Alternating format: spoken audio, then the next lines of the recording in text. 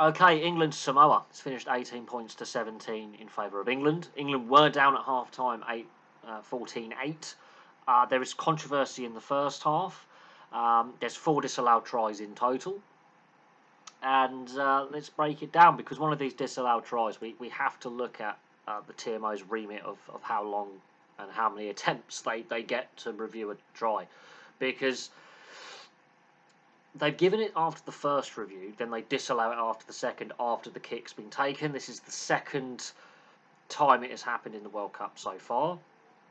But that is a very crucial disallowed try. Very, very crucial. Well, Rugby need to fix that, because they've spent a lengthy time looking at it during the first review, and they've given it. And they would have seen the alleged knock-on, which isn't clear and conclusive. Can't stand Hugo Monnier and Ben Kay in commentary, because they're painful to listen to. The second review takes the equally, if not a longer amount of time, to disallow the try, and that happens after the kick for goal has been taken and the ball's back at the halfway line for the England kickoff. And in a game like this, which could determine where England finish first or second in their pool and who they end up playing in the quarterfinals, it has implications. It does have implications. And at this point, England are all over the place. England get out of jail with this. Some interesting officiating gets England out of jail. England was shocking today, but 4 disallowed tries is ridiculous. Anyway, the first 15, 20 minutes, I will say this: England were very bright, they were sprightly, they were the slightly better side, and it results in Chesham getting a try on 10 minutes and Farrell getting a penalty on 17 minutes. They are the better side at this point. They're on top, and they're 8-0 up. Then they implode for 20-odd minutes. I have to admit, though, the first Arwong try is absolutely ridiculous. The handling skills, the repeat phases, absolutely, it just almost like watching Sevens. The speed of recycling, the line breaks, the dummy runners, forwards handling like, backs. And we're talking front row forwards handling like backs, the offloads. And Arwong finishes it off on 22 minutes. That is possibly one of the tries of the tournament so far. And Sopawanga converts that. The second Arwong try, they have an advantage, but that crossfield kick is absolutely ridiculous. The put down is rugby league-esque ridiculous. We've seen some put downs like that in the NRL, which are ridiculous. That has got to be one of the best crossfield kick, tries in so far in the tournament, if not so far this year. Again, Arwong gets that one. That's on 28 minutes. And then the Paeaoa disallowed try that was allowed initially. This is where World Rugby need to fix this. Now, it's a scrappy bit of play. England lose the ball. Paeaoa picks it up and scores. The TMO spends a long time looking at it, gives it. Sopawanga misses the conversion, which doesn't really matter in the end, but after he's taken the conversion kick, during the countdown clock, the TMO says, we need to check this again, there's a knock-on in there. But they've already spent several minutes, and I do actually mean more than a couple of minutes, looking at the entire phase of play and have given it the green light. Then they go, hang on a second, no, we're going to go back and review this again. And they look back through the exact same footage, again, several minutes, and then they say it's a knock-on. I can't see that as a clear knock-on. Is it a dual infringement? I don't know, but that's a lengthy period of time. So they've allowed the try, then they disallowed the try. 2 TMO checks. It's the second time it's happened in the tournament. So this is not the first time, this is the second time. And it has proven crucial, because if that try stands, Samoa win by 3 points. The R1 try that's disallowed by going to touch later on, not literally 2 minutes later, 34 minutes, okay, he is in touch. He's trying a ridiculous put down. So that one, there's no complaints with that one. But the Paeaoa disallowed try, well, Rugby need to fix this, because how many times do you need to look at the footage to go try, no try? Is it clear and obvious? Does the benefit of the doubt not go with the on-field decision? because they've cleared it, giving the benefit of the doubt to the on-field referee and lino.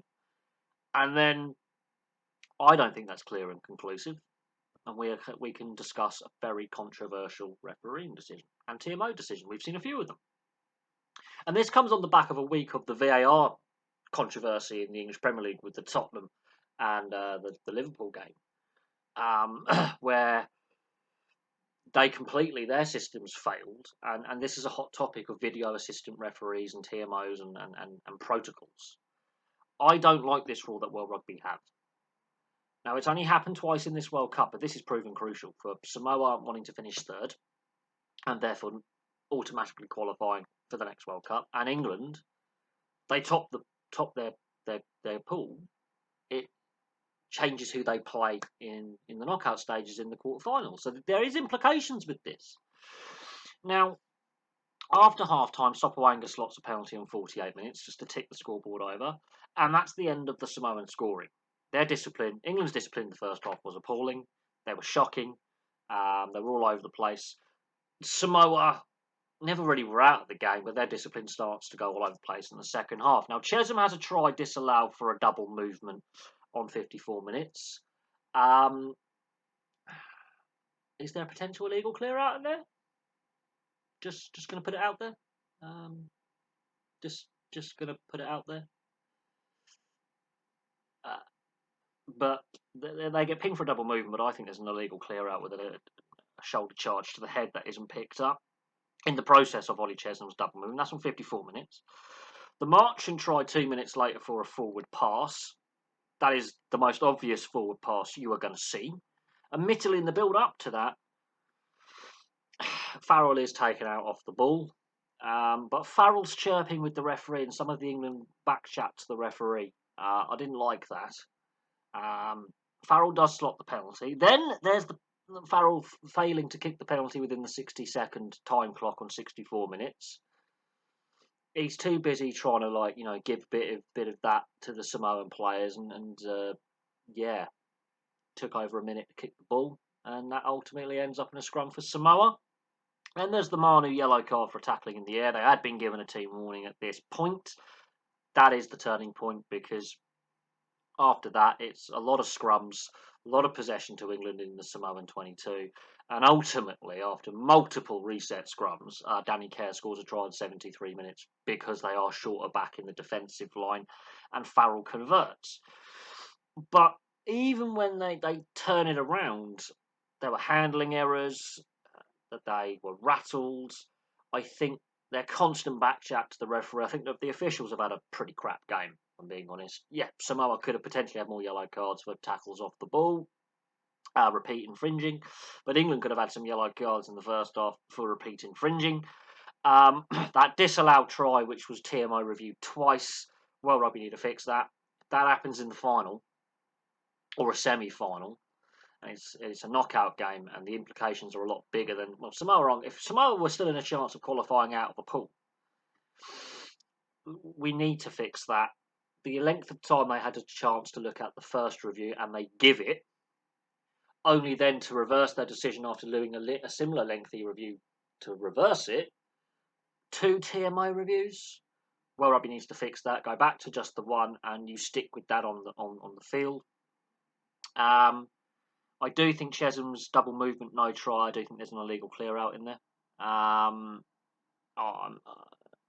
Ellis Genge, he leads with a shoulder on the Samoan player. It's very visible, not picked up in commentary because obviously you've got the fanboys of Ben Kay and Ugo Monye who were painful to listen to throughout this. I wish I'd turned the commentary off because Ugo Monye there's a reason why he had so few caps and wasn't really part of the leadership group for England, and his career was a bit of a flash in the pan. Not going to lie. His commentary is painful. Ben Kay, he can give a lot more insight onto the forward aspects of the game, the scrum and the line out. But Ben Kay, he doesn't have a voice for commentary. He's got the knowledge to be a great coach and a great journalist, written journalist. But for commentary, I'd rather go to sleep. Doesn't really have that emotion and that kind of energy. It's too monotone, and that was off-putting. But England were shocking in this game. Samoa, this was actually their best performance in defeat. But again, their discipline and their game management in the second half were not great. But I think the officiating has benefited England in this game with a couple of really big calls. Now, the yellow card is deserved. Team warning is quite obvious. But some of the officiating, I think, has benefited England. I think England should have had a yellow card for Genge in regard to the Chesham double movement. If we're talking about player safety, it's leading with the shoulder. That is an illegal clear out, not picked up, and it's plain and obvious. And there will be fanboys, you know. But I look at some of the England players and I go, they're very dislikable characters. You know, Genge, Sinclair, and Marler are very unlikable characters in my opinion. And Marler's just a clown. I'm surprised Marler actually had a very good game when he came on. He kept himself quite quiet, didn't get involved in the little pointless bit of handbags in the second half. Generally, Marler's the centre of attention. I think he's somehow managed to stay out of that, but now some really constant every scrum, constant back chat from the England players, constant. And I think the refereeing team had a poor game. But there we go. It's England 18, Samoa 17. Some dubious refereeing decisions, some dubious officiating, I think. And I think World Rugby need to fix that TMO review system because if it takes that long to award it the first time with review, and then to take that long to disallow it with review, and it's not clear and obvious, says to me, give the benefit of the doubt to the on-field official. Yeah. So, but that's it. I mean, 4 tries disallowed. I mean, admittedly, 3 of them are, well, 2 of them are quite obvious. 2 are a little bit more, is it a double movement with an illegal clear out assisting? And a really painful TMO episode. But there we go. Very controversial game, very interesting game. England was shocking. I don't think they're going to get past the quarterfinals. Samoa, best performance in defeat. But where was this performance in the rest of the pool stage? Because they could have been a threat in the pool stage and they've really underperformed. So there we go. Thank you very much for watching. Place your thoughts in the comments section below and I'll have some more content for you very, very soon.